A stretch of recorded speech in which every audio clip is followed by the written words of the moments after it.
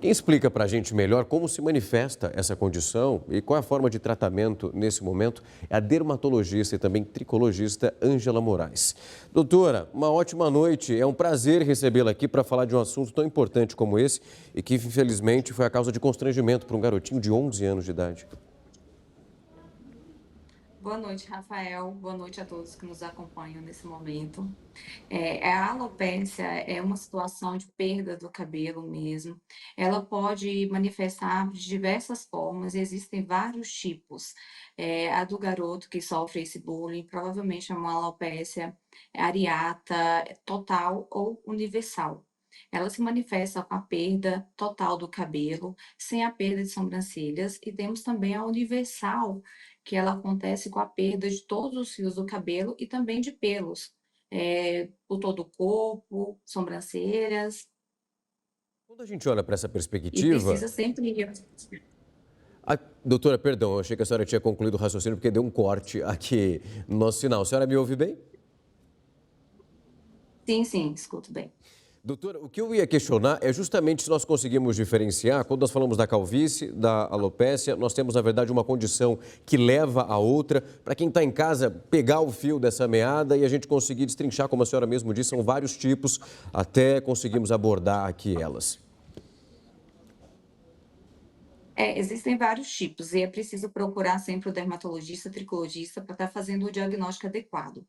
Temos, dentre as alopécias, temos que é bem conhecida, a alopecia androgenética, que é popularmente conhecida como a calvície.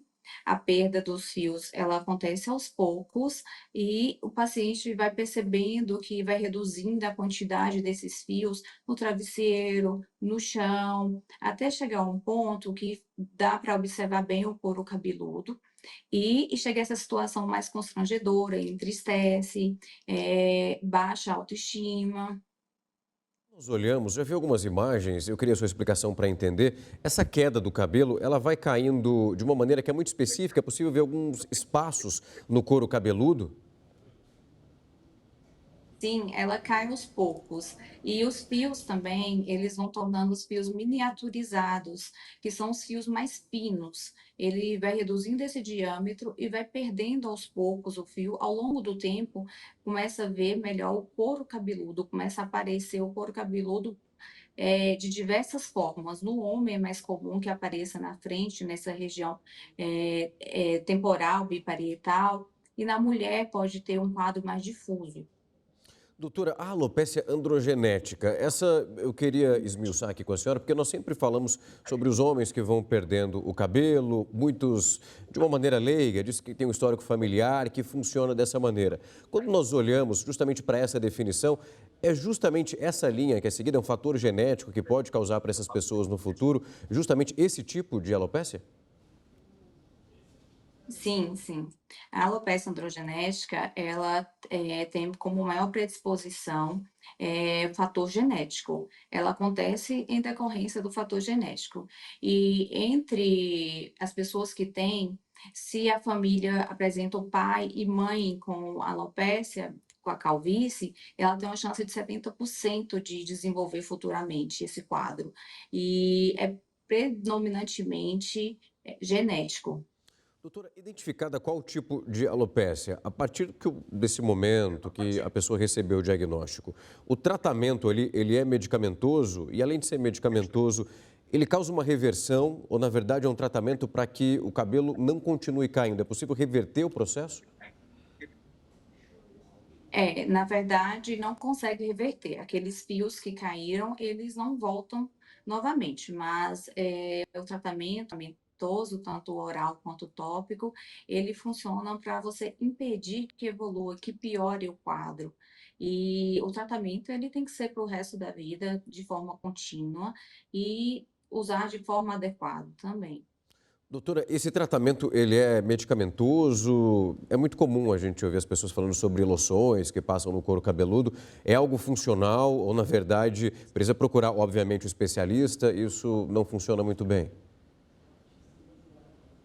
Sim, funciona bem. Existem vários estudos que mostram eficácia, mas nenhum estudo mostra completamente a eficácia de 100%. Existe uma melhora e depende da resposta de cada pessoa, e depende também da situação em que pode ser usado. Nem todos podem usar a mesma medicação, e sim medicação por via oral, e também tem as medicações para passar direto no couro cabeludo, pode ser usado. Isso depende muito da situação de cada, quadro que estiver no momento. Doutora, em relação a essa queda, nós vimos durante a Covid, muitas pessoas relataram queda de cabelo. Já é muito comum acompanhar alguns quadros onde o estresse ele vai causando algo desse tipo.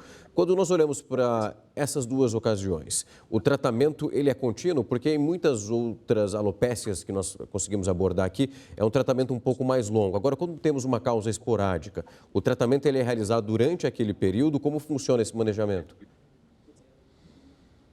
Sim, já é um outro tipo de queda, ele é chamado de eflúvio. Essa queda, ela é autolimitada, ela pode ser um quadro agudo, que dura até aproximadamente 6 meses, ou pode durar mais que um quadro crônico.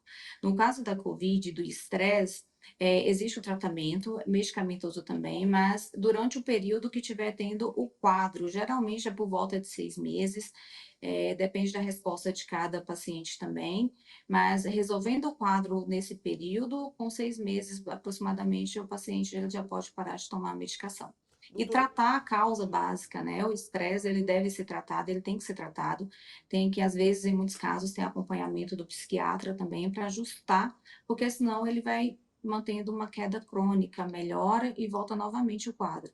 Doutora, e nesse caso específico, quando nós temos uma razão, como eu citei aqui, Covid ou então estresse, essa área ela é regenerada com o tratamento? Ali o cabelo ele volta a crescer? Sim, sim, o cabelo ele volta a crescer, ele cresce todo. E é fundamental que se faça o tratamento com reposição, às vezes se tiver carência, reposição de vitaminas, minerais, para que ele cresça de forma adequada, com saúde, com diâmetro maior, mas ele volta todinho. Doutora, Os fios, eles retornam todos. eu estava acompanhando um depoimento esses dias de uma cantora famosa, inclusive, que ela sofreu, ela passa por um processo como esse, e ela disse que tinha deixado de usar os apliques no cabelo porque a própria médica que acompanhava dizendo que isso poderia deixar o quadro cada vez mais sensível e cada vez mais delicado. Quando a gente olha para uma pessoa que está numa situação como essa, existem comportamentos que ali precisam ser evitados, como aplique ou então algum tipo de procedimento que afeta o couro cabeludo, que nesse momento, para a pessoa que tem o diagnóstico, que pode piorar o quadro dela? Sim, sim. É preciso deixar de usar, o mais aconselhável, porque além do quadro de queda que ela tem provocada em decorrência do estresse ou da própria doença inflamatória, eh, pode fazer um quadro de queda por tração, que aí já é essa posição que pode gerar carência do aplique, da força e do trauma também local, além de poder fazer um trauma no couro cabeludo, que também pode acarretar em queda de cabelo. Doutora, quando a gente olha para as pessoas, muitas delas não têm uma condição de arcar com um tratamento como esse. É possível encontrar na rede pública algum tipo de amparo? Eu já ouvi falar sobre os hospitais que eles ali fornecem esse tipo de serviço. Em algumas cidades é preciso procurar o município e receber esse tratamento? Depende da queda. Existe um tipo de queda que é a alopecia cicatricial, que existem algumas medicações que são usadas para tratar nos casos mais graves, medicações de alto custo, mas isso vai depender de cada quadro. A calvície não temos hoje na rede pública, não consegue esse tratamento, nem o eflúvio. Algumas doenças alopécias cicatriciais, sim, cursam com tratamento até medicações antimaláricos, e também alguns medicamentos biológicos de alto custo, e eles conseguem sim ter acesso a isso pelo SUS. Doutor, eu queria agradecer muito o tempo e a disponibilidade de falar de um tema que atinge tanto os homens como as mulheres, com uma frequência, infelizmente, que não é pequena. E é importante falar sobre isso, esclarecer quais são os principais pontos e o que pode ser feito nesse momento para que ninguém tenha a sua autoestima afetada, porque nós sabemos a diferença para quem passa por um processo como esse lidar com a própria imagem. Muito obrigado por falar conosco. Eu que agradeço. Muito obrigada pelo espaço, por ter a oportunidade de falar um pouco sobre esse assunto que vem acometendo homens e mulheres nessas últimas décadas e com um aumento muito grande e significativo de procuras no consultório. Muito Sem dúvida. obrigada. Muito obrigado, doutor. Uma ótima noite.